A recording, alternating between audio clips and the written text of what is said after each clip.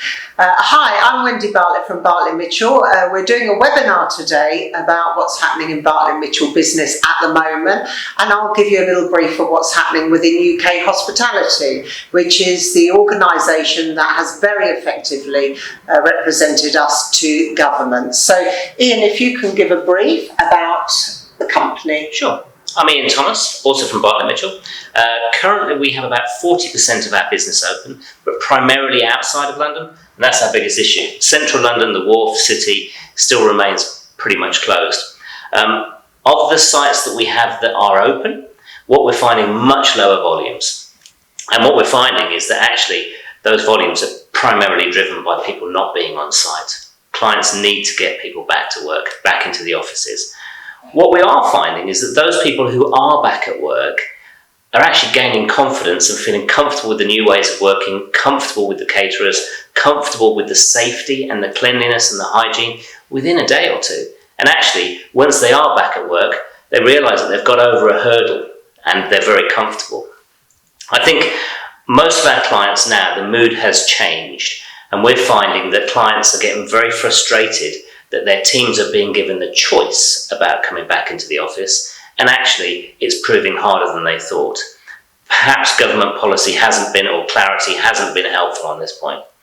And I think working with our competitors, particularly through Food Service Circle, has been really helpful on us all working together to get that common message out, get back to work. What I would say is as caterers and as a more of a smaller boutique caterer, we're finding that you really do need to pivot your business. You really do need that agility to adapt and change. Otherwise, frankly, many contract caterers won't survive.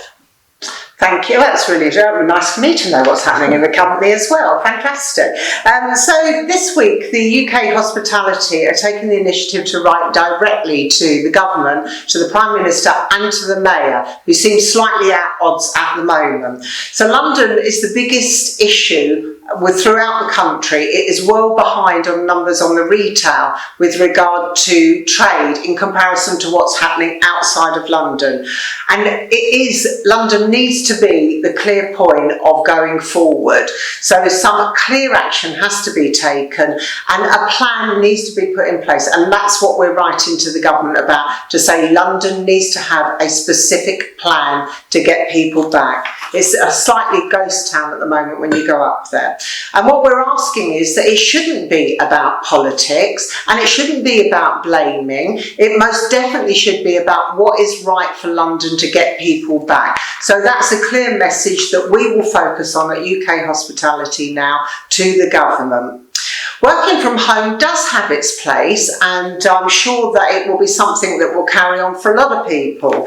But company cultures are not made from everybody working from home. Lots of people need structure. Not everybody wants to work from home, even if they're given the choice to do. So getting people back into the office has to be one of the clear points, and catering will play a really important role within that, because food is a very social thing. It's where you have innovation, it's where you'll chat socially to people, it's where you'll get to know people from other departments.